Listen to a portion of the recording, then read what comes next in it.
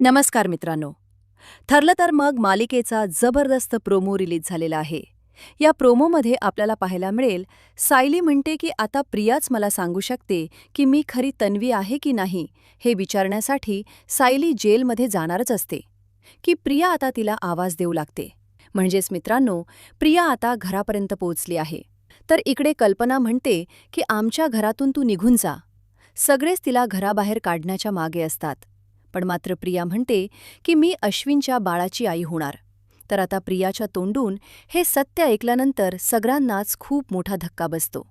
तर सायली रागातच म्हणते की तू एक नंबरची खोटाडी मुलगी आहेस.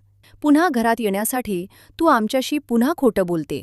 तेव्हा आता प्रिया म्हणते की हे सगळं काही अर्जुनला सुद्धा माहिती आहे. तू जाऊन अर्जुनला विचार. त्यावेळी तिथे अर्जुनही येतो. सगळेच अर्जुनकडे बघून त्याला जाब विचारू लागतात. त्यावेळेस अर्जुन काहीच बोलत नाही. तर प्रिया साहेलीला म्हणते की तू आता अर्जुनलाच विचार की त्याने एवढं मोठं सत्य तुझ्यापासून का लपवून ठेवलं.